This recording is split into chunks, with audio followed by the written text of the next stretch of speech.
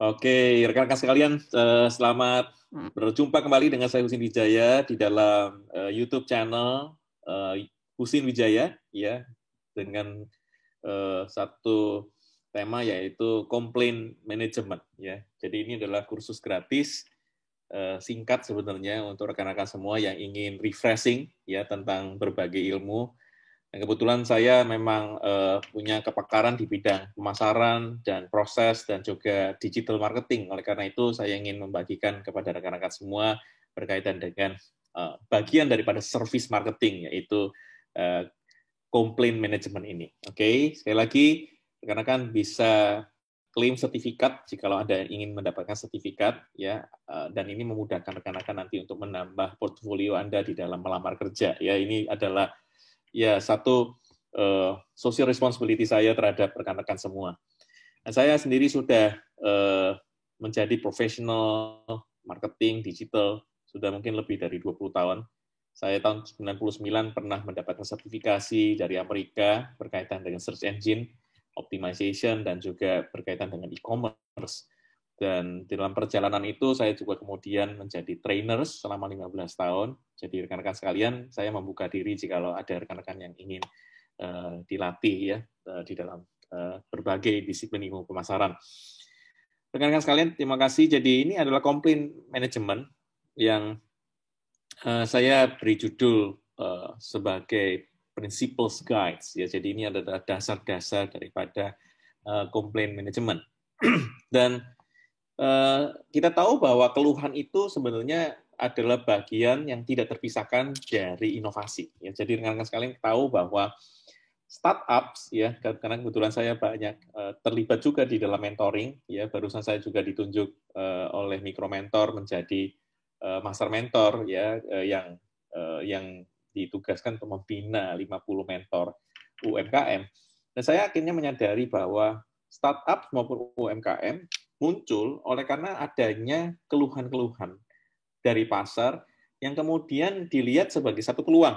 Ya, oleh karena itu, kenapa komplain ini menjadi sangat penting? Kenapa ada komplain manajemen? Karena memang komplain ini adalah sumber informasi yang sangat luar biasa. Kalau rekan-rekan lihat video saya di YouTube ini berjudul Digital Unusual Strategy, maka Anda tahu bahwa ini adalah pain point. Ya, ini adalah problems-nya.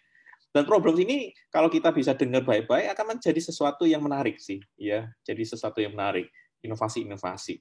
Oleh karena itu, hal pertama yang harus dilakukan oleh rekan-rekan ya kalau ada di perusahaan itu adalah membentuk complaint channel sebenarnya ya. Jadi complaint channel itu apa? Complaint channel itu adalah sarana-sarana ya kan, saluran-saluran yang bisa dipakai oleh konsumen itu untuk memberikan masukan ya. Jadi keluhan itu masukan sebenarnya ya. Jadi bukan bukan sesuatu yang kita sebut tabu gitu ya. Tapi ini adalah masukan. Kita bukan manusia sempurna, bukan perusahaan juga bukan manusia sempurna, produk juga kita banyak kekurangan. Maka kita perlu ya improving ya, perlu terus meningkatkan diri. Maka channel daripada komplain ini harus dibentuk, dibuat. Nah, semakin banyak ya channelnya, semakin baik sebenarnya. Tapi permasalahannya adalah bagaimana kita mengelolanya. Oleh karena banyak perusahaan-perusahaan membuat channel ya untuk keluhan-keluhan, tapi ketika dapat keluhan responnya lambat ya, jadi tidak cepat gitu. Nah, ini juga akan membuat frustrasi daripada pelanggan Anda. Kok dibuat channel tapi kok jawabannya lambat. Sehingga rekan-rekan sekalian, ini sesuatu yang perlu Anda pertimbangkan. Oleh karena channel types ini ada macam-macam, ada email, social networks ya seperti Twitter ya, Instagram dan seterusnya. Ada forums, ada phone, ada live chat, ada self-serve knowledge base, dan ada on-page support widget. Ya, jadi sekali lagi ini adalah kind of, jadi tipe-tipenya. Nah, tetapi di Indonesia sebenarnya tipe yang paling populer adalah email dan telepon. Sebenarnya orang masih suka telepon, orang masih suka email. Tetapi kemudian email mulai digantikan oleh social networks ya, jadi mulai menggunakan Instagram, Twitter, Facebook sebagai sarana untuk melakukan memberikan complete service sebenarnya ya, kepada rekan-rekan semua. Jadi sekali lagi ini sesuatu yang menarik untuk kita pelajari. Nah, kalau kita lihat ya dari 1 sampai 7 ini, makin ke sana itu sebenarnya makin ke bawah maksud saya. Jadi makin ke angka yang makin besar, sebenarnya makin disukai oleh perusahaan-perusahaan besar ya. Jadi misalnya Amazon itu suka menggunakan yang nomor 6 dan nomor 7 itu ya. Dan kalau Anda perhatikan startup mulai masih menggunakan nomor 5 misalnya live chat gitu ya, atau nomor 2, nomor 1 gitu ya. Atau yang paling umum tuh forums begitu. Tetapi sekali lagi gitu ya, semakin besar ya kegiatan operasimu ya, jadi kegiatan bisnismu semakin besar, sehingga membutuhkan juga teknologi untuk membantu Anda. Nah, biasanya Amazon yang sudah sangat global, mereka tidak sanggup tuh pakai live chat, pakai apa phone begitu, sudah nggak sanggup lah. Mau berapa banyak orang yang diinvest, terlalu costly ya, terlalu mahal, sehingga akhirnya mereka membuat self-serve knowledge base. Ya, jadi kalau Anda ngadu ya ke Amazon itu yang nanti yang jawabannya itu sudah tertulis gitu ya di dalam websitenya, sehingga Anda bisa langsung memecahkan masalah Anda sendiri tanpa ada orang yang mendukung Anda atau kemudian menuntun Anda gitu. Jadi ini sesuatu yang menarik sekali. Yang berikutnya adalah yang berkaitan dengan feedback ya. Jadi keluhan-keluhan ini sebenarnya tidak sejajar sama. Jadi ada keluhan yang kita sebut keluhan kecil, ada keluhan yang besar gitu ya. Tetapi penentuannya ini adalah berkaitan dengan bisa jadi kita berkaitan dengan sesuatu yang kita sebut dengan negatif feedback atau positive feedback misalnya gitu ya. Dan kita juga lihat ada yang apresiatif feedback. Tetapi no feedback pun juga sebenarnya adalah feedback. Ya, jadi ini adalah pengkategorian. Jadi kita perlu tahu bahwa setiap keluhan ada kategorinya. Tidak semua harus di-treated atau diperlakukan sama begitu ya. Jadi sekali lagi eskalasi daripada feedback, mutu daripada feedback, emosinya dan seterusnya itu harus dipertimbangkan baik-baik oleh rekan-rekan semua ya. Jadi dengan demikian Anda bisa tahu feedback mana yang perlu didahulukan, mana feedback mana yang tidak perlu buru-buru misalnya begitu ya.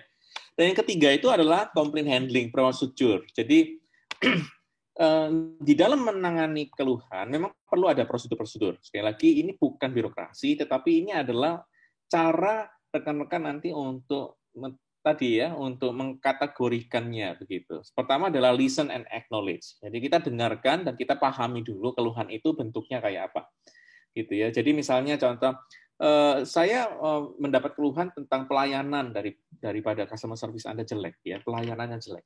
Nah, kalau cuma 1 dari 1.000 ya yang masuk pada hari itu, cuma 1 komplain atau 1 dari sekian puluh ribu dalam seminggu itu misalnya ya, kalau memang komplainnya banyak oleh karena customer Anda jutaan misalnya. Maka Anda mulai menyadari bahwa sebenarnya ada tren, ya, ada tren. Jadi Anda harus mencatat detail itu dan kemudian membandingkan tren itu dan membandingkan dengan setiap komplain yang berkaitan dengan kategori yang sama itu. Sehingga Anda nanti perlu menyadari bahwa keluhan yang sekedar cuma misalnya saya nggak suka ya dengan cara pelayanan customer service kalian ini, misalnya begitu, kelihatan sederhana, tetapi karena itu munculnya terus-menerus, misalnya ada tren begitu makin meningkat. Nah, ini kita harus mendiskusikannya ya. Karena kenapa? Karena itu berarti bobotnya juga cukup besar ya. Berarti ada masalah kan dengan sistem customer service Anda. Sehingga Anda harus mendiskusikan dan kemudian harus cepat-cepat ya menyelesaikannya gitu ya. Harus cepat-cepat bertindak untuk menyelesaikannya. Dan kemudian menunjukkan ya kepada pelanggan-pelanggan itu ya bahwa Anda sudah ya deliver the promise. Jadi Anda sudah membereskannya. Dan tentunya kalau perlu ada follow up ya kita perlu follow up, kita akan melakukan follow up. Sehingga rekan-rekan sekalian keluhan itu tidak bisa tidak bisa sekedar dijawab dengan manual ya, tetapi Anda harus melihat juga trennya, Anda melihat juga bagaimana pola daripada keluhan tersebut, tipenya kayak apa, siapa yang menyampaikan dan seterusnya. Jadi Anda harus punya prosedur itu. Dan yang keempat adalah analysis, gitu ya. Jadi begitu ada inquiries, gitu ya. Jadi ada permintaan perbaikan, keluhan dan macam-macam. Anda mungkin perlu memberikan satu analisis ya terhadap misalnya informasi yang diminta, komplainnya seperti apa, ya kan. Kemudian apakah ada pujian, compliments atau suggestions atau saran-saran. Kemudian ada nggak yang naik banding misalnya, minta naik banding ya, atau petisi barangkali ya, atau berkaitan dengan respons ya terhadap survei-survei yang Anda berikan, sodorkan ke mereka biasanya setelah prosedur daripada customer service-nya berlangsung. Nah, jadi ini adalah tipe-tipe complaint analysis nih ya. Jadi Anda melihat levelnya di mana, ya kan, inquiries-nya dilihat, information request-nya dilihat, jenis-jenis komplainnya dilihat. Ya kan, mereka memuji di sistem mana, di sisi mana mereka puji, dan seterusnya. Jadi rekan-rekan, Anda bisa membuat satu analisa ya di dalam kaitan dengan komplain ini.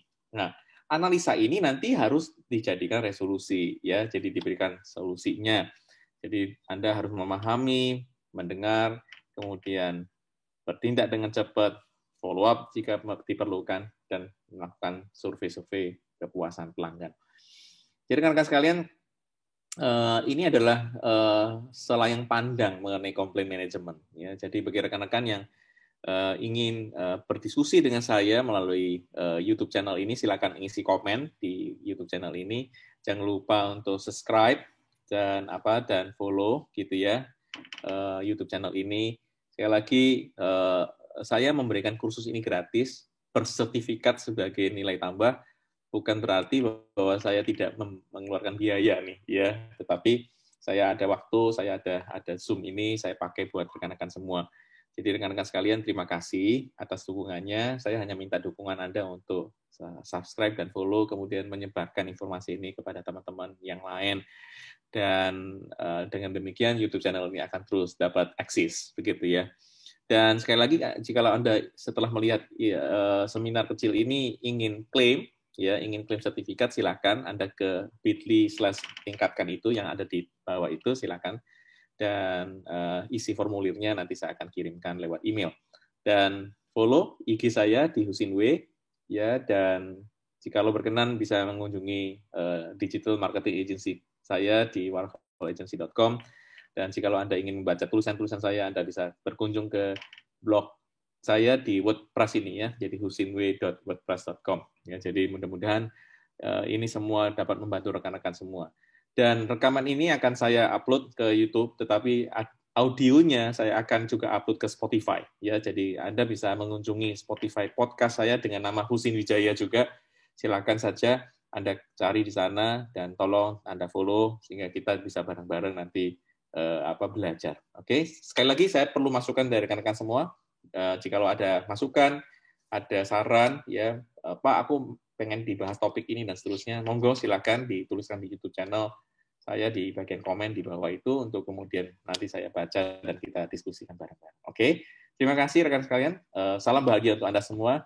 Jangan lupa untuk jaga kesehatan, pakai masker yang benar, cuci tangan, dan jaga jarak. Oke, thank you very much.